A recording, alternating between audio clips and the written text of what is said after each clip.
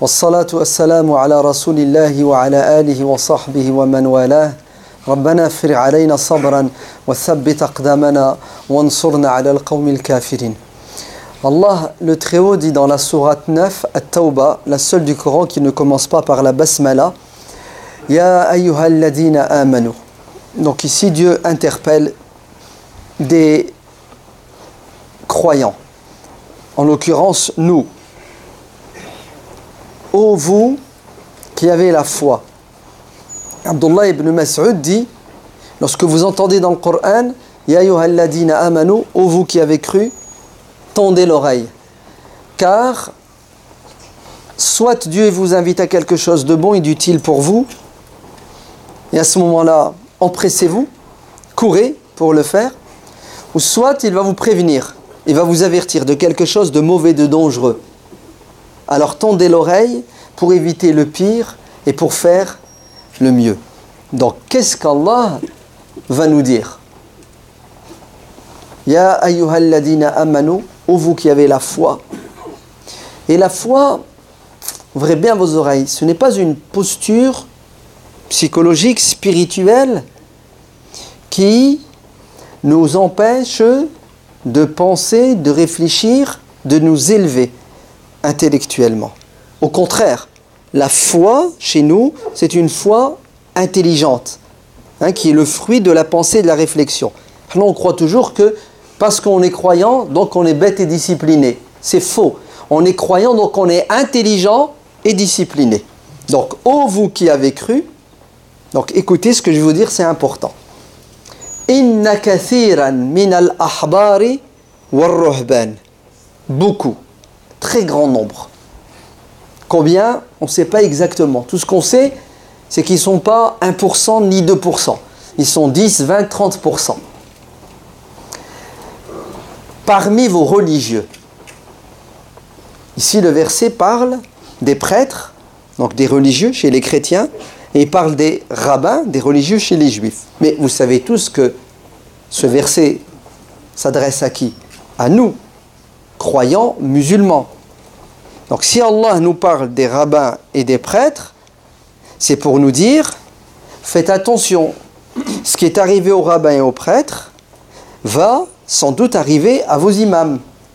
Et si les chrétiens et les juifs se sont égarés, c'est en partie à cause de leurs guides qui les ont dévoyés. Ainsi, Allah nous avertit en nous disant, suivez le chemin droit. Ihdina sirat al-mustaqim. Et évitez les chemins tortueux, ne vous égarez pas en suivant le chemin de ghayril maghdubi alayhim wala dallin. C'est-à-dire, ne vous faites pas égarer, ne vous laissez pas tromper, comme certains juifs et chrétiens ont été trompés par qui? Par ceux qui étaient censés les préserver, les protéger, les garder dans le chemin droit. C'est le comble quand même. Allez, celui qui est censé te protéger, c'est lui le danger. Donc Allah nous dit, les juifs et les chrétiens se sont égarés à cause de leurs religieux, à cause de ceux qui étaient censés les tirer vers le haut. Donc, ô vous croyants musulmans, inna kathiran, beaucoup parmi vos imams, beaucoup parmi vos savants religieux. Qu'est-ce qu'ils font? Quels sont leurs vices à ces imams, à ces savants religieux? La ya'kuluna amwal an-nasi bil batil. Ils exploitent les gens financièrement. Ce sont des voleurs, abus de biens sociaux, détournement de fonds. D'accord? Tu viens, tu veux faire une sadaqa de 1000 euros, tu la donnes à l'imam et tu dis à l'imam, c'est pour la mosquée, c'est pour la Palestine, c'est pour les Rohingyas. Bref, tu veux que ta sadaqa aille là où il faut, et l'imam il te fait un grand sourire, il te fait une dua, et ensuite il rentre chez lui, et le shaitan le travaille. Parfois, le shaitan n'a pas besoin de le travailler parce que c'est lui-même shaitan. Oui, oui, attention. Vous avez des religieux qui sont plus malins et rusés que shaitan lui-même. Ainsi, qu'est-ce qu'il fait? Il détourne cet argent. Ouais.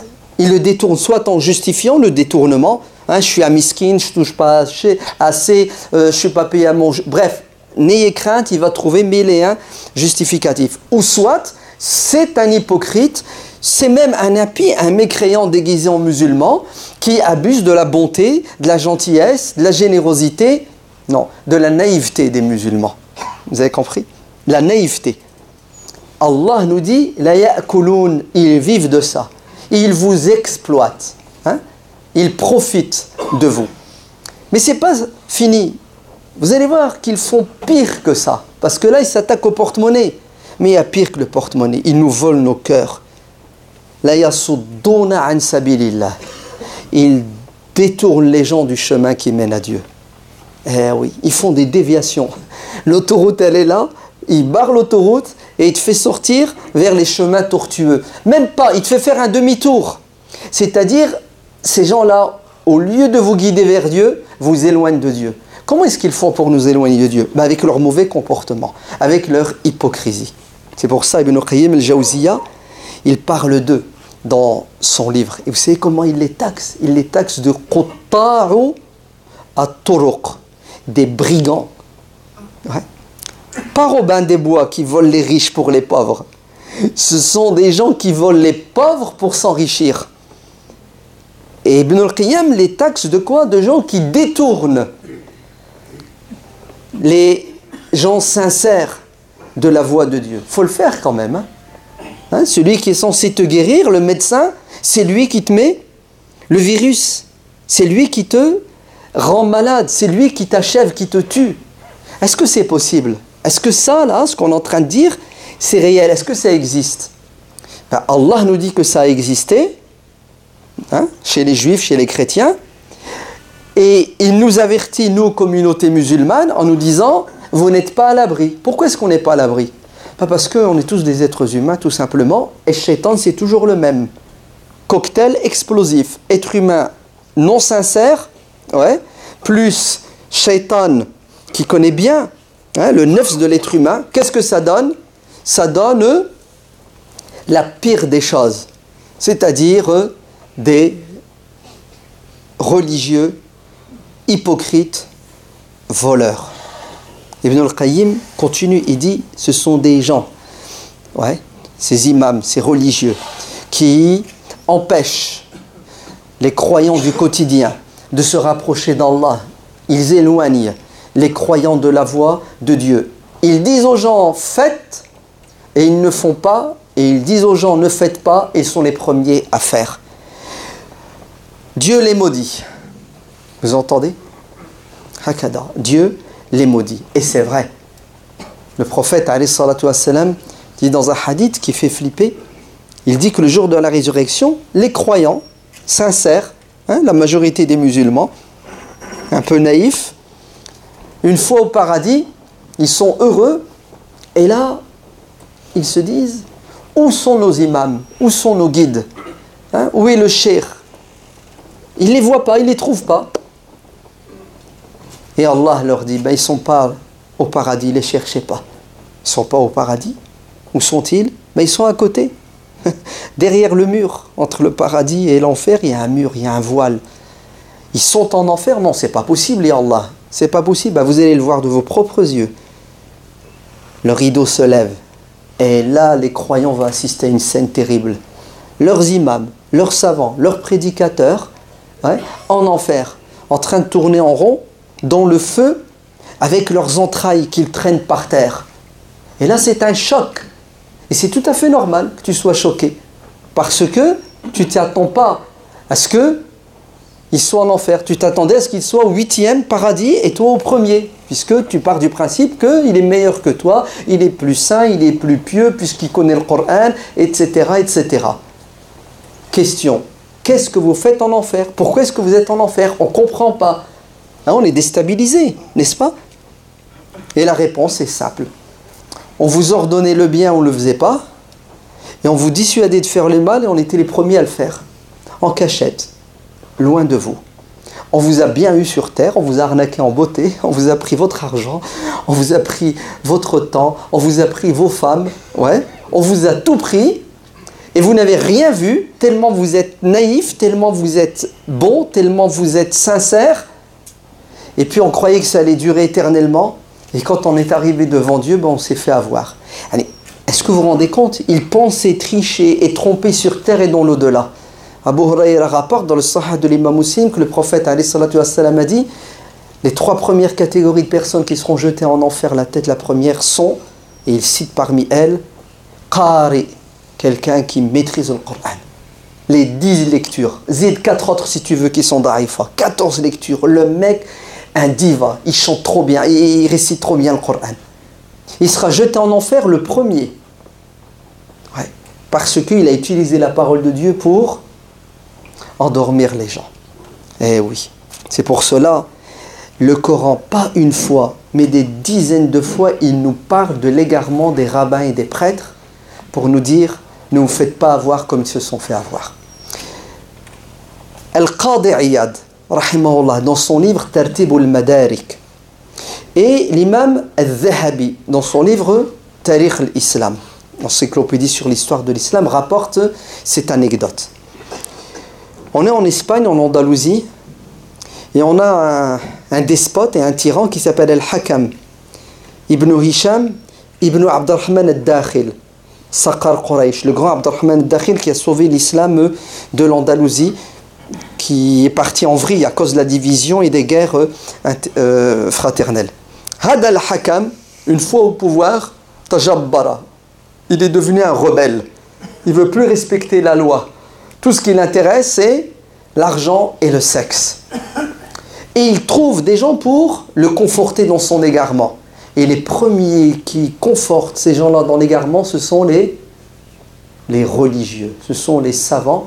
Non, serrez-vous, parce qu'il n'y a plus beaucoup de place, il fait froid dehors. Ce sont les religieux. Ce sont les magiciens de Pharaon.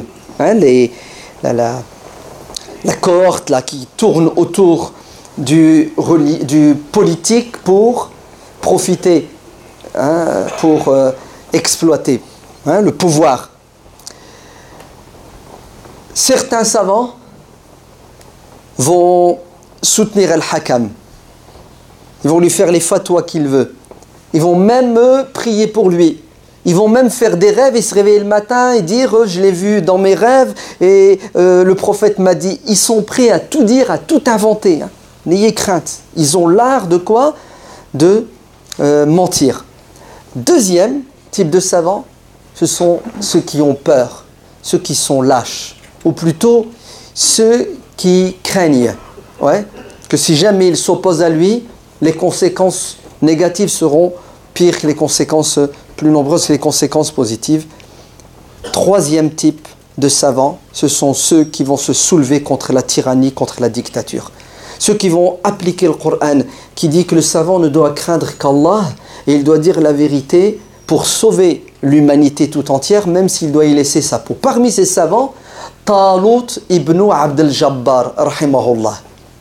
Tout de suite, avec d'autres, il se lève et il dit: stop, arrête, tu trahis le Coran, tu es injuste. Et bien entendu, c'est la chasse aux sorcières. Ces savants sont pistés, ils sont arrêtés, ils sont mis en prison, ils sont torturés, ils sont exécutés. Et certains vivent dans la clandestinité.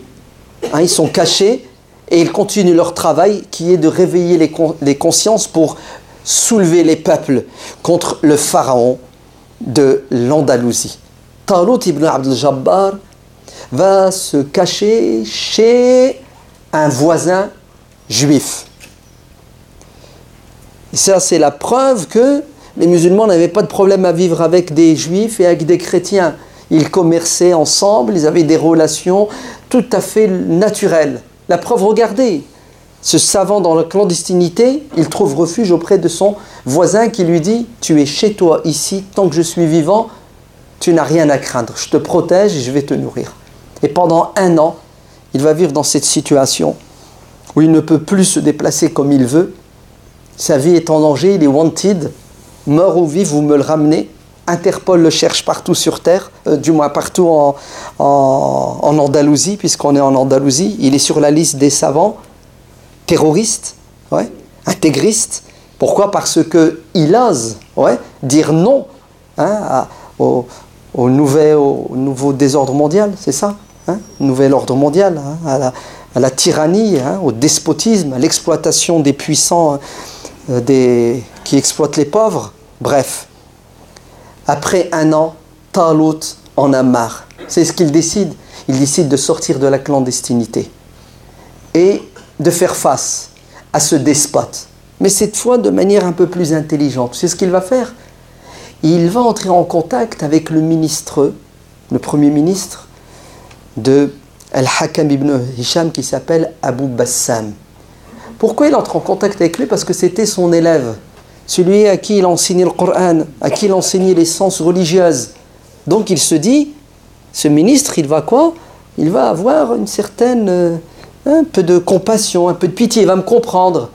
Et en plus, je vais lui demander de calmer les ardeurs de Al-Hakam. Vous savez ce que lui dit le juif? Il lui dit, ne fais pas confiance à ces gens-là. Ils sont au pouvoir, ils sont prêts à vendre leur mère. Eh bien, les colchers, sans pitié. Déjà, la religion, ils l'ont trahi. Et tu veux qu'ils ne te trahissent pas? Talut insiste et il remercie le juif en lui disant que Dieu te bénisse et te récompense pour tout le bien que tu as fait pour l'islam, pas pour moi. Parce que Talut, il aurait très bien pu vendre son âme au diable et devenir un savant du palais et gagner 15 000 € par mois. Et passer à la télévision et diriger la prière devant la Kaaba. Vous avez compris? C'est pas compliqué si tu veux la dunya. On va te la donner sur un plateau. Mais tu vas rater l'akhira. Et entre nous, tu rates aussi la dunya. Parce que ne prenez pas les gens pour des imbéciles. Les gens vont te maudire. Même si la majorité des gens se taisent parce qu'ils ont peur des conséquences. Mais alhamdulillah, cette communauté n'est pas une communauté de moutons. Il sort et il va vers Abu Bassam, qui lui ouvre la porte et qui feint d'être heureux de rencontrer son cheikh et son maître. Il l'accueille, il lui dit, vas-y, prends une douche, on va te servir à manger et je m'occupe de Al-Hakam ibn al-Hisham, je vais aller tout de suite le calmer. Le traître, il sort, il va à la cour et il dit à Al-Hakam, c'est bon, on l'a. Il est tombé dans un piège. Il est venu me voir avec l'espoir que j'allais intercéder en sa faveur. C'est ce que lui dit Al-Hakam. Il lui dit, tu me le ramènes tout de suite. Tout de suite. Et effectivement, Talut ibn Abd al-Jabbar, qui a fait confiance à ces hypocrites de pseudo-savants, se retrouve enchaîné comme un voleur alors qu'il combattait les voleurs et on le ramène à la cour. Et le Hakam est heureux en disant, enfin, Adouwallah, ennemi de Dieu, tu pensais échapper à ma vigilance? Et Talut lui dit, n'arrivera que ce qui est écrit. Qul lan yusibana illa ma kataballahu lana. S'il est écrit que je dois mourir, je mourrai. Si je ne dois pas mourir, je ne mourrai pas. Vous avez vu la foi, qu'est-ce qu'elle développe chez le croyant? La sérénité, la paix. C'est écrit le jour où tu dois mourir. Que tu vives en clandestinité ou que tu t'opposes à la tyrannie, le vivant mourra. Pas quand il le décide, mais quand Allah le décide. Bref, c'est ce que fait le Hakam, il le menace. Il dit, mais c'est pas la première fois que tu me menaces. Arrête, j'ai pas peur de toi. Et là, Talut, puisqu'il sait que c'est juste une question de temps, c'est ce qu'il dit. Il dit, ben, je vais en profiter, tiens.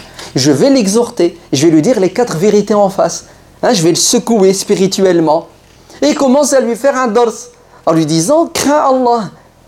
Tu es responsable de l'islam et de la communauté musulmane. Abu Bakr n'était pas comme ça, Omar n'était pas comme ça. Ressemble-leur et tu réussiras sur terre et dans l'au-delà. Ben, vous savez ce qui va se passer. Al-Hakam va tout doucement se remettre en question et le peu de foi qui lui est resté dans le cœur va quoi? Va prendre de la place et l'hypocrisie va sortir. Et Al-Hakam a un déclic et il reconnaît son égarement.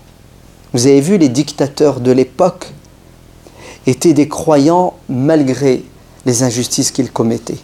Aujourd'hui, les despotes et les dictateurs, vous savez pourquoi ils ne veulent pas se remettre en question? Parce qu'ils ne croient pas en Dieu.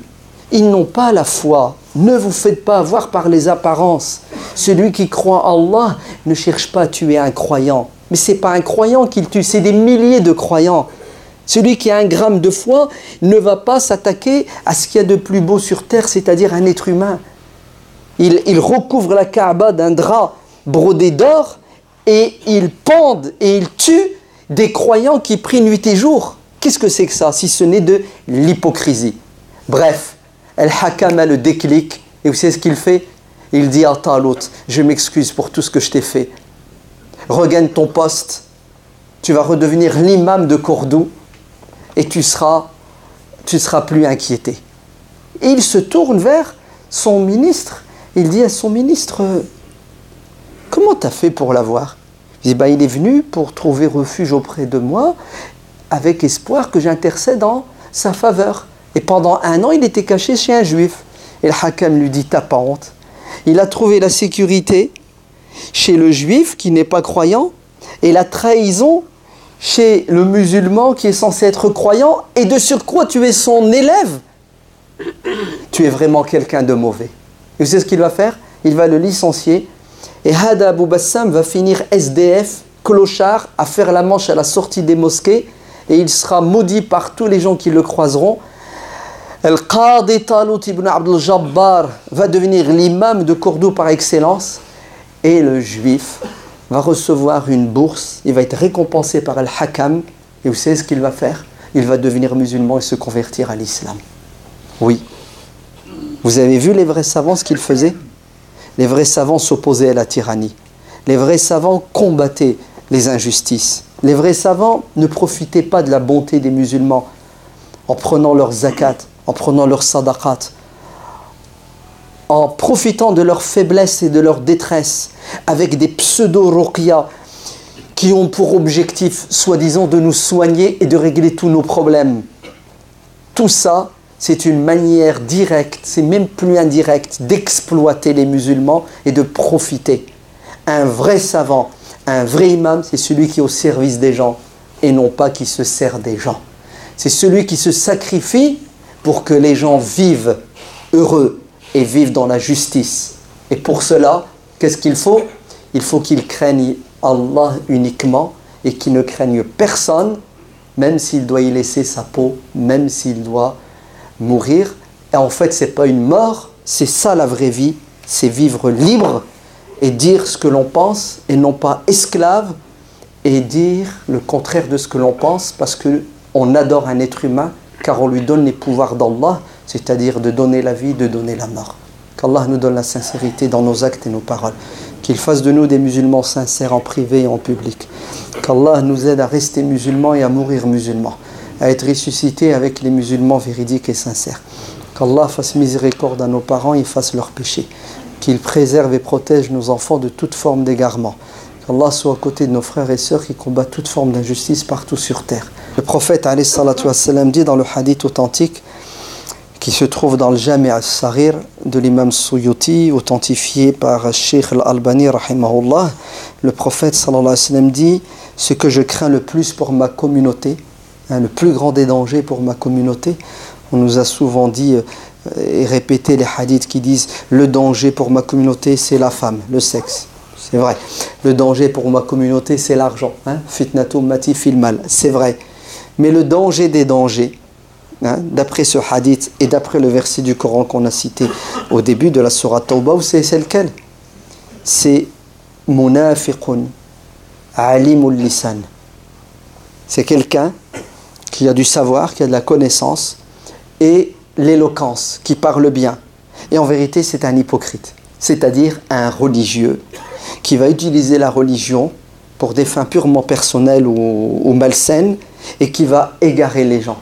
C'est pour cela, cette religion est la religion de quoi? De la raison, l'aql. Et la raison, vous savez, c'est quoi la particularité de la raison? C'est cette capacité qu'elle a de distinguer le vrai du faux, le bien du mal. Notre raison doit être vivante, éveillée. Et pour qu'elle reste vivante et éveillée, il faut la connaissance, mais il faut aussi l'esprit critique, c'est-à-dire l'analyse. Ouais. On écoute, on observe, et ensuite on fait le tri. On garde ce qui est bon, ce qui est juste, ce qui a du sens, ce qui est logique. Et le reste, on le met à la poubelle. Et notre religion est basée sur le tawhid. Il n'y a qu'Allah qu'on doit adorer. Il n'y a qu'Allah qui dit vrai toujours. Tout le reste, les êtres humains, sont relatifs. Ils peuvent dire du vrai comme ils peuvent dire n'importe quoi. C'est pour cela nous n'avons pas le droit d'adorer un être humain. C'est-à-dire nous n'avons pas le droit de sanctifier un être humain, de le prendre pour quelqu'un de saint, pour quelqu'un de parfait. Tous les êtres humains sont capables du pire et du meilleur. Prenons ce qu'il y a de meilleur chez tout le monde et rejetons ce qu'il y a de mauvais chez les gens. Et les premiers qui doivent subir la critique, ce sont les religieux, parce que ce sont les plus dangereux lorsqu'ils égarent les êtres humains. ربنا آتنا في الدنيا حسنة وفي الآخرة حسنة وقنا عذاب النار سبحان ربك رب العزة عما يصفون والسلام على المرسلين والحمد لله رب العالمين